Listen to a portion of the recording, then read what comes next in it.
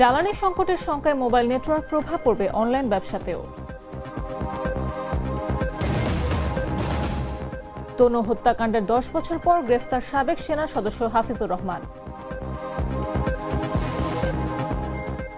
নওগাঁয় জমিনের বিরোধের জেরে একই পরিবারের 4 জনকে হত্যা, পাশাপাশি হলো দাফন। যুক্তরাষ্ট্রকে ফাঁকি দিয়ে মধ্যপ্রাচ্য ছেড়েছে কোটি ব্যারেল ইরানি তেল। এবং বাংলাদেশ ফুটবল দলের কোচ হতে 350 আবেদন, আছেন ক্যাব্রেরাও।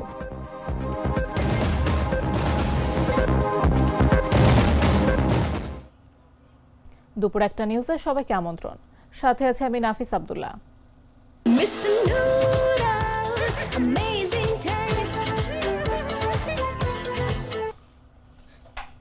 ভাবুন, হঠাৎ বন্ধ হয়ে গেল মোবাইল নেটওয়ার্ক, থেমে গেল যোগাযোগ, লেনদেন, ব্যবসা।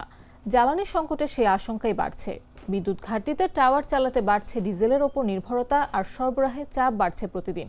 কিন্তু এরপরে বিপাকে পড়ছেন অনলাইন ব্যবসায়ীরা। সংকট দীর্ঘ হলে অচল হয়ে যেতে পারে ডাটা সেন্টার, প্রভাব পড়বে পুরো অর্থনীতি ও দৈনন্দিন জীবনে। বিস্তারিত জাগরিস রিপোর্টে।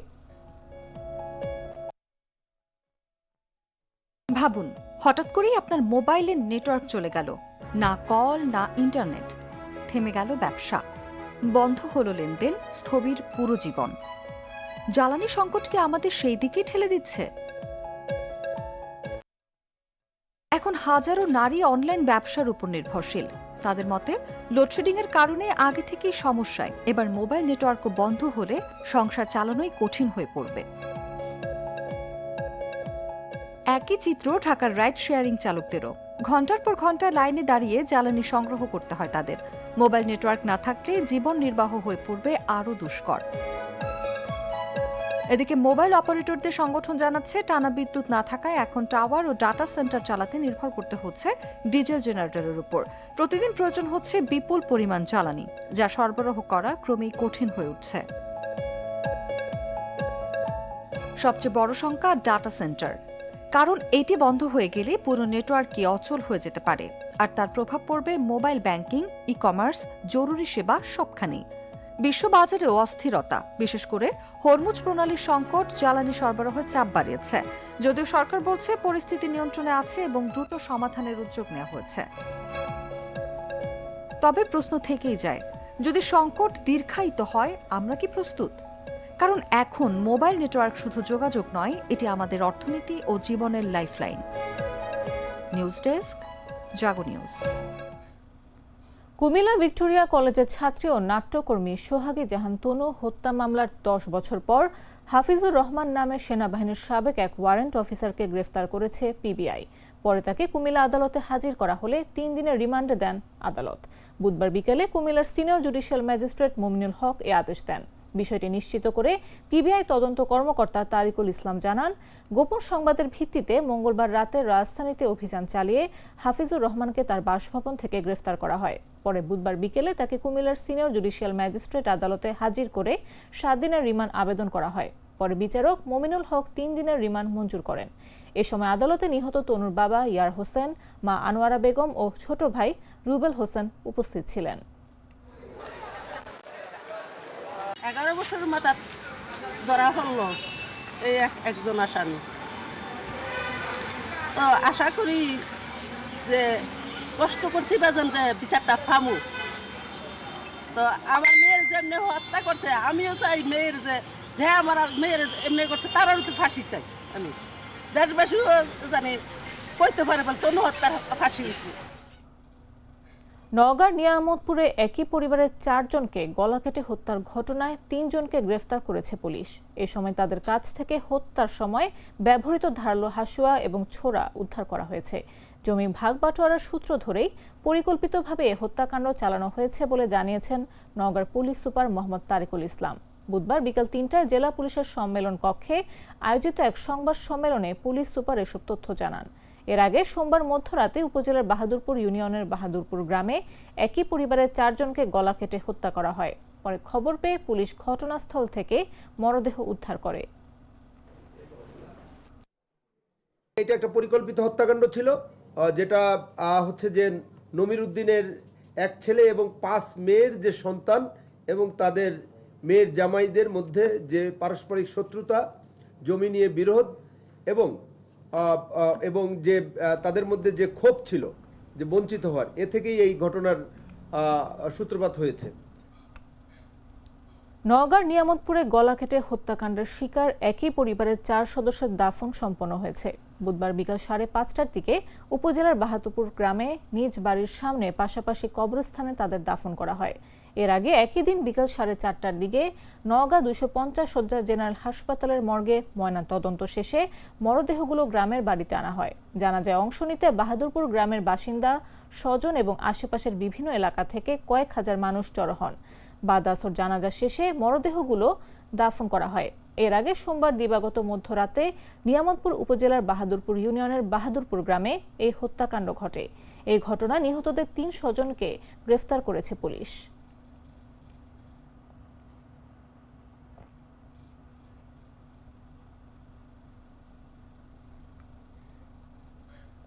চট্টগ্রামের মিরসরাই সদর ইউনিয়নের তারাকাটিয়া এলাকার বিস্তীর্ণ মাঠে গ্রাম বাংলার ঐতিহ্যবাহী বলি খেলার আয়োজন ঘিরে তৈরি হয় উৎসবমুখর পরিবেশ। অর্ধশতাধিক বলির অংশগ্রহণ আর প্রায় 50,000 দর্শকের উপস্থিতিতে মুখর হয়ে ওঠে পুরো এলাকা। শক্তি ও কৌশলের এই লড়াই দেখতে সকাল থেকে জমতে থাকে দর্শকের ভিড়।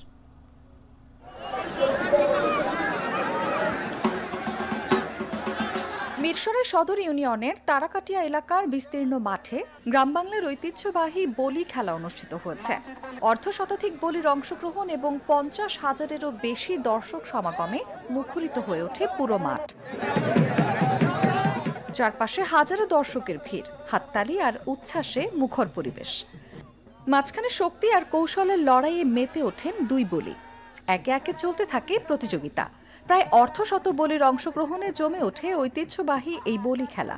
দুপুর গড়াতেই মাঠে নামতে শুরু করে দর্শকের ঢল। এখানে ঐতিহ্যবাহী বলি খেলা শুনেছি, পাবলিসিটি করেছে, আমরা তাই এই খেলা দেখতে এসেছি। আয়োজন খুবই ভালো, মানুষজন অনেক, সবাই মজা করতেছে, মজা নিতেছে, সবাই করতেছে। মিরসরাই ছাড়াও চট্টগ্রাম, কক্সবাজার, নোয়াখালী, লক্ষ্মীপুর, ফেনী সহ বিভিন্ন জেলা থেকে আসা বলিরা অংশ নেন এই প্রতিযোগিতায়। ছোট, মাঝারি ও বড় 3টি ক্যাটাগরিতে অনুষ্ঠিত হয় খেলা। বিজয়ীদের মাঝে ফ্রিজ, টিভি, ফ্যান, বাইসাইকেল সহ বিভিন্ন পুরস্কার তুলে দেন অতিথিরা। প্রতিযোগীরা জানান, বলি খেলা শুধু প্রতিযোগিতা নয়, এটি গ্রাম বাংলার একটি ঐতিহ্য যা ধরে রাখতে তারা নিয়মিত অংশ নেন। দীর্ঘদিন পর এমন আয়োজনে অংশ নিয়ে উচ্ছ্বাস প্রকাশ করেন অনেকেই। আয়োজকরা জানান, মিরসরাই সদর ইউনিয়নের সুফিয়া রোড বটতল যুব সমাজের উদ্যোগে এই আয়োজন করা হয়েছে। খেলায় বিজয়ীদের জন্য রাখা হয় fridge, TV, bicycle, ceiling fan সহ নানা আকর্ষণীয় পুরস্কার। এলাকাবাসীর উদ্যোগে বলি খেলা অনুষ্ঠিত হয়, কিন্তু বিগত 15-20 বছর কোনো অনুষ্ঠান হয় না বিভিন্ন কারণে।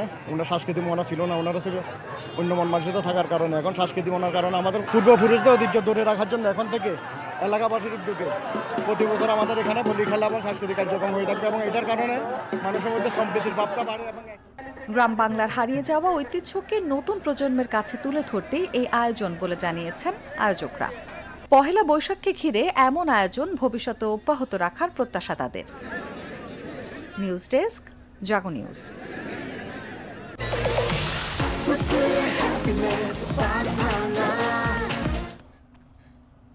জানাবো আন্তর্জাতিক সংবাদ।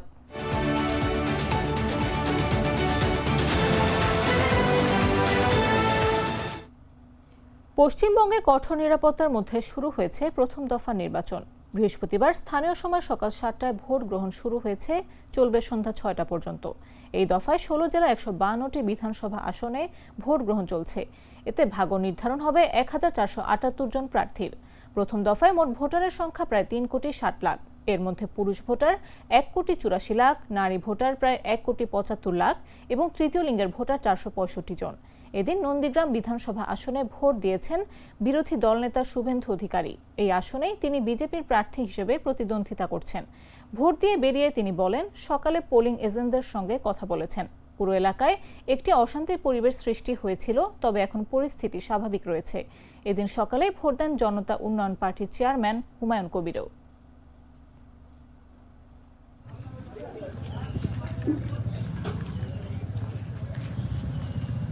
भी नहीं किया। एक में डिस्टर्ब था नॉर्थ कॉन्टाई में, वो भी क्लियर कर दिया। Sir biggest festival of democracy है सर, कुछ अपील करना शांत चाहेंगे लोगों से? शांत। পাকিস্তানের রাজধানী ইসলামাবাদে যুক্তরাষ্ট্র ও ইরানের মধ্যে দ্বিতীয় দফার আলোচনা আগামী ৩৬ থেকে ৭২ ঘণ্টার মধ্যে শুরু হতে পারে বলে জানিয়েছেন ডোনাল্ড ট্রাম্প। সম্ভাব্য এই সংলাপকে কেন্দ্র করে আন্তর্জাতিক অঙ্গনে নতুন করে কূটনৈতিক আলোচনার আগ্রহ তৈরি হয়েছে। মার্কিন সংবাদ মাধ্যম নিউ ইয়র্ক পোস্টের প্রতিবেদনে বলা হয়েছে, আলোচনার সময়সূচি নিয়ে ইতিবাচক ইঙ্গিত মিলেছে, যদিও এখনও চূড়ান্ত ঘোষণা আসেনি। বিশ্লেষকদের মতে নতুন এই আলোচনার সম্ভাবনা কূটনৈতিক সমাধানের দিকে ইঙ্গিত দিলেও দুই পক্ষের পারস্পরিক অবিশ্বাস এখনও বড় চ্যালেঞ্জ হিসেবে রয়ে গেছে। This process should go very quickly, and that most of the points are already negotiated and agreed to. পাকিস্তানের ইসলামাবাদে যুক্তরাষ্ট্র ইরান দ্বিতীয় দফার আলোচনা আগামী ৭২ ঘণ্টার মধ্যে শুরু হতে পারে বলে জানিয়েছেন মার্কিন president Donald Trump. Hands in any way, shape, or form. Iran, with the help of the USA. মার্কিন সংবাদ মাধ্যম নিউ ইয়র্ক পোস্টের এক প্রতিবেদনে বলা হয়েছে, ইসলামাবাদের সূত্রগুলো তাদের জানিয়েছে আগামী ৩৬ থেকে ৭২ ঘণ্টার মধ্যে দ্বিতীয় দফা আলোচনা শুরু হতে পারে। এ ব্যাপারে ট্রাম্পের কাছে জানতে চাইলে তিনি জবাব দিয়েছেন, সম্ভাবনা আছে।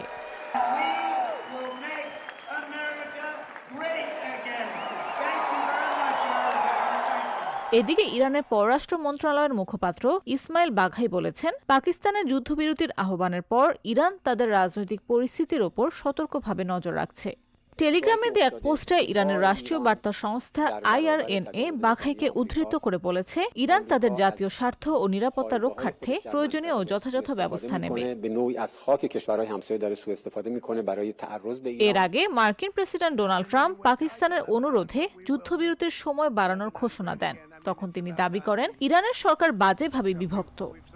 ওয়াশিংটনের সঙ্গে ভবিষ্যতে আলোচনার সম্ভাবনা আছে কিনা সে প্রসঙ্গে বাঘাই বলেন, জাতীয় স্বার্থ ও নিরাপত্তা নিশ্চিত করার একটি উপায় হলো কূটনীতি। যখনই আমরা মনে করব যে কূটনীতি প্রয়োগের প্রয়োজন আছে এবং তার জন্য যথোপযুক্ত পরিবেশ তৈরি হয়েছে, তখন যুক্তরাষ্ট্রের নৌ অবরোধকে ফাঁকি দিয়ে মধ্যপ্রাচ্য থেকে বিপুল পরিমাণ ইরানি তেল বেরিয়ে যাওয়ার দাবি উঠেছে। বিশ্লেষক সংস্থা ভর্টেক্সের তথ্য অনুযায়ী কড়া নজরদারির মধ্যেও কয়েকটি ট্যাঙ্কারে প্রায় ১ কোটি ব্যারেলের বেশি তেল পরিবহন শনাক্ত করা হয়েছে। মার্কিন নৌবাহিনীর কড়া নজরদারি এড়িয়ে এত বিপুল পরিমাণ তেল নিয়ে জাহাজগুলো বেরিয়ে যাওয়ার ঘটনায় প্রশ্ন উঠছে ওয়াশিংটনের অবরোধের কার্যকারিতা নিয়ে। Navigating from the Strait of Hormuz is banned from now on. যুক্তরাষ্ট্রের নৌ অবরোধকে ফাঁকি দিয়ে মধ্যপ্রাচ্য থেকে বের হতে পেরেছে বিপুল পরিমাণ ইরানি তেল। জ্বালানি ও শিপিং খাত ভিত্তিক বিশ্লেষণ প্রতিষ্ঠান ভর্টেক্সা জানিয়েছে, অবরোধের মধ্যেও নিষেধাজ্ঞার আওতাভুক্ত ও ইরান সম্পৃক্ত ট্যাঙ্কারগুলোর উল্লেখযোগ্য যাতায়াত তারা শনাক্ত করেছে।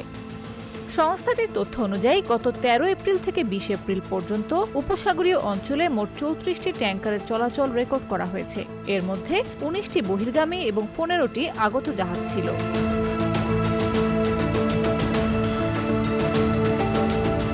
এর মধ্যে অন্তত ৬টি বহির্গামী জাহাজে নিশ্চিতভাবে ইরানি অপরিশোধিত তেল বোঝাই ছিল, যার পরিমাণ প্রায় ১,৭,০০,০০০ ব্যারেল।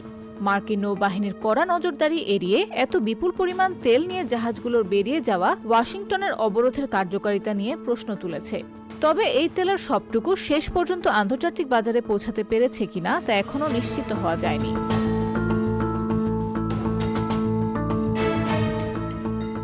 এর আগে গত ১৩ এপ্রিল থেকে ইরানের সব সমুদ্র বন্দর অবরুদ্ধ করার ঘোষণা দেয় মার্কিন সেন্ট্রাল কমান্ড। ইসলামাবাদে দুই দেশের মধ্যে শান্তি আলোচনা ব্যর্থ হওয়ার পর এই কঠোর পদক্ষেপ নেওয়া হয়। লেবাননে ঘোষিত যুদ্ধবিরতির মধ্যেও থামছে না সহিংসতা। বুধবার দক্ষিণ লেবাননের আত্তেরি গ্রামে ইসরায়েলি বিমান হামলায় সাংবাদিক সহ অন্তত ৫ জন নিহত হয়েছেন। ধারাবাহিক হামলা ও পাল্টা উত্তেজনায় আবারও প্রশ্ন উঠছে, কাগজে থাকা যুদ্ধবিরতি কি আদৌ বাস্তবে কার্যকর? বিস্তারিত জাগরেস রিপোর্টে। লেবাননে যেন নামেই চলছে যুদ্ধবিরতি। দেশটিতে রোদই চলছে ইসরায়েলের বর্বরোচিত হামলা, ঝরছে প্রাণ। গত বুধবারও লেবাননে বিমান হামলা চালিয়েছে ইসরায়েল। এতে এক সাংবাদিক সহ অন্তত ৫ জন নিহত হয়েছেন। এদিন দক্ষিণ লেবাননের আত্তেরি গ্রামে এই হামলার ঘটনা ঘটে। লেবাননের রাষ্ট্রীয় সংবাদ সংস্থা ন্যাশনাল নিউজ এজেন্সি জানিয়েছে, বুধবার ভোরে আত্তিরি গ্রামে একটি গাড়ি লক্ষ্য করে প্রথম ড্রোন হামলা চালায় ইসরায়েল। এতে গাড়িতে থাকা 2 ব্যক্তি নিহত হন। ইসরায়েলি সামরিক বাহিনীর দাবি, ওই গাড়িটি হিজবুল্লাহর একটি সামরিক স্থাপনা থেকে বের হয়েছিল। এই হামলার খবর সংগ্রহ করতে স্থানীয় গণমাধ্যম আল আকবরের 2 সাংবাদিক আমাল খলিল এবং জয়নাব ফারাজ ঘটনাস্থলে যান। এ সময় দ্বিতীয় দফায় ইসরায়েলি বাহিনী একটি ভবন লক্ষ্য করে হামলা চালালে তারা ধ্বংসস্তূপের নিচে আটকা পড়েন। দীর্ঘক্ষণ উদ্ধার তৎপরতা চালানোর পর আমাল খলিলকে মৃত অবস্থায় পাওয়া যায়। তার সহকর্মী জয়নাব ফারাজকে আশঙ্কাজনক অবস্থায় উদ্ধার করে হাসপাতালে ভর্তি করা হয়েছে। লেবাননের স্বাস্থ্য মন্ত্রণালয় জানিয়েছে, সাংবাদিকরা যে ভবনে আশ্রয় নিয়েছিলেন, ইসরায়েল জেনে শুনে সেখানে হামলা চালিয়েছে। প্রত্যক্ষদর্শী উদ্ধারকর্মীদের ভাষ্য অনুযায়ী, ধারাবাহিক হামলার কারণে রেড ক্রস ও উদ্ধারকারী দল দীর্ঘ সময় ঘটনাস্থলে পৌঁছাতে পারেনি। এমনকি অ্যাম্বুলেন্সের পথও লক্ষ্য করে হামলা চালানো হয়েছে বলে অভিযোগ উঠেছে। নাটা জেলি আর পানীয়র এক অসম কম্বিনেশন, ড্রিঙ্কো চাবান পানীয়। এবারে খেলার খবর।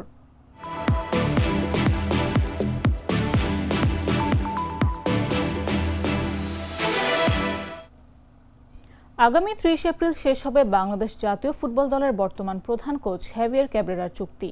নতুন কোচ নিয়োগ দেওয়ার জন্য বেশ কিছুদিন আগে বাফুফে বিজ্ঞাপন দিয়েছে।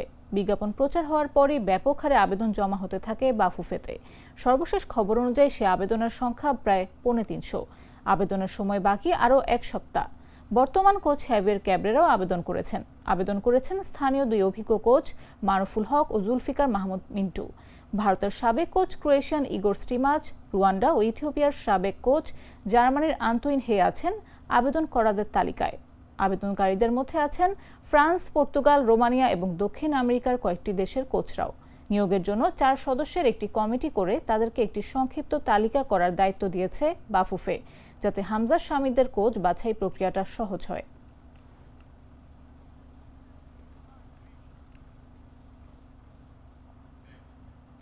সংবাদ শেষ করার আগে শিরোনামগুলো জানিয়ে দিচ্ছি আরো একবার।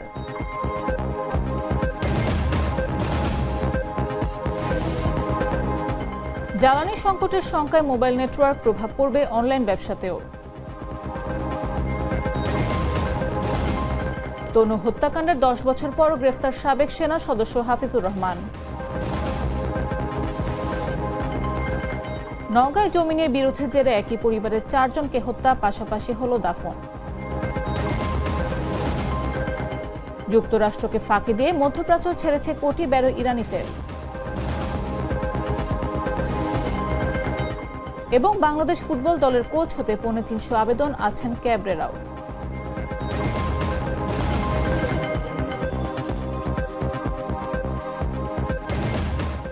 দর্শক, এই ছিল এখনকার মতো। এরপর দেখবেন দুপুর 3টা নিউজ। প্রতি মুহূর্তে সর্বশেষ খবর পেতে ভিজিট করুন jagonews24.com, ফলো করুন আমাদের ভেরিফাইড ফেসবুক পেজ এবং সাবস্ক্রাইব করুন জাগো নিউজের ইউটিউব চ্যানেল। এতক্ষণ সাথে থাকার জন্য ধন্যবাদ সবাইকে।